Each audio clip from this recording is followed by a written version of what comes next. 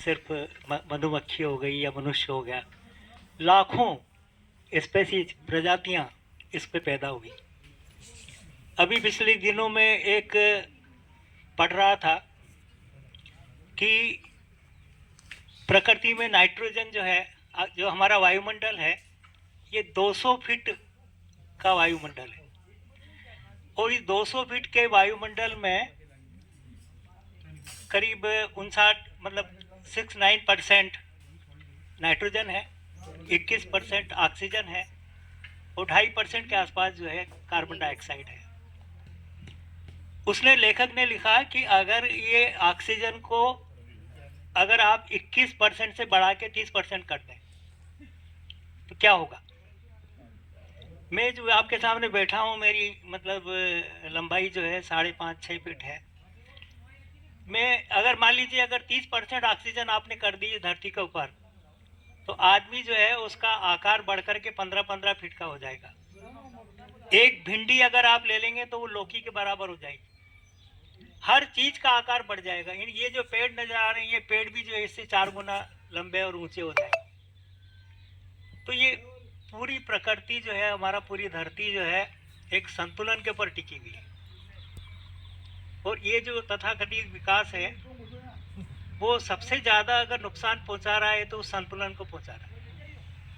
अब अगर मान लीजिए ये कार्बन डाइऑक्साइड जो है 2.5% से बढ़कर के अगर मान लीजिए 1-8 डिग्री भी अगर ऊपर चढ़ गई या बढ़ गई, और बढ़ रही है वो लगातार, कार्बन डाइऑक्साइड बढ़ रही है, तो सारे ग्लेशियर पिघल जाएंगे और धरती जो है वो इस तरह की चुनौतियों से सामना होगा कि जिसमें बहुत कुछ हमारा जो है खत्म हो जाएगा या हम नष्ट हो जाएंगे। तो वो राजेंद्र सिंह जी आए थे पिछले दिनों, उन्होंने कहा कि धरती को बुखार चढ़ रहा है। तो वाकई में ये बुखार कौन रोकेगा।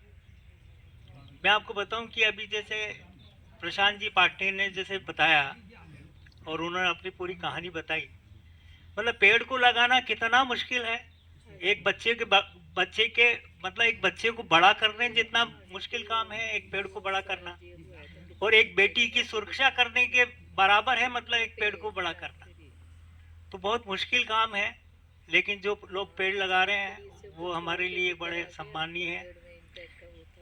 लेकिन जैसे आज प्रशांत जी पाटनी ने जो मैंने उद्बोधन सुना, मुझे लगता है कि एक बहुत शानदार मॉडल जो है उन्होंने सामने रखा है। मैं बरसों से राजस्थान पत्रिका में रिपोर्टिंग करता रहा। वन मंत्री रघुवीर सिंह जी कौशल साहब का भी बहुत नजदीकी रहा। उस जमाने में वो 127 करोड़ रुपए की एक योजना लेके आए जंगल लगाने के लिए। तो उसमें 17-18 जिलों में वृक्षारोपण का कार्यक्रम शुरू किया गया था। वो जापान के सहयोग से किया गया था। उसके लिए जापान ने आर्थिक मदद दी थी 127 या 123 करोड़ की, कि भाई आप पेड़ लगाओ। कोई अकाउंटेबिलिटी नहीं, वो पेड़ लगे कहाँ, उसमें चले कितने। और स्थिति यह है कि खाड़े खोदते चले जाओ, बॉर्डर बना दो और बाद में उसमें पेड़ लगा करके भूल जाओ। बरसात आएगी, पेड़ अगर चलना होगा तो चल जाएगा, अगर पेड़ नहीं चलना होगा तो नहीं चलेगा। लेकिन स्थिति क्या हुई कि कोई उसके बाद में उसका मूल्यांकन नहीं करता कि साहब पेड़ लगे तो लगे कितने और चले तो चले कितने। मैं तो आपसे ये कहता हूँ कि वन विभाग के सामने ये मॉडल रखा जाए प्रशांत पाटिल जी का, कि आप सिर्फ 200 मतलब बीघा का ही एक छोटा सा वो प्लाट ले लो आप, और उसमें 25,000 पेड़ लगा दो आप।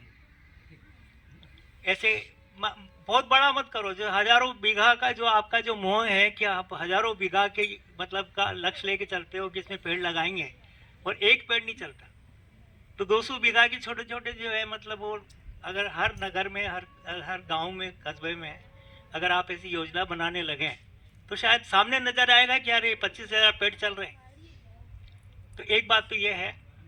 लेकिन मैं आपको एक बात बताऊं कि इसमें कई सारे मोर्चों पे काम करने की जरूरत है। जैसे मैं हिंदू हूँ, कोई सिख है, कोई जैन है, बिना 5 क्विंटल लकड़ी के नहीं मरेगा। जब भी मरेगा तो 5 क्विंटल लकड़ी जो है उसके साथ वो जलेगा। जिस समय मतलब हमारे ऋषि मुनियों ने ये मतलब शव के दाह की जो परंपरा शुरू की थी, हो सकता है उस समय इतने सघन वन थे और इतनी लकड़ियां उपलब्ध थी कि वनों में रहने वाले जो वो लोग थे, ऋषि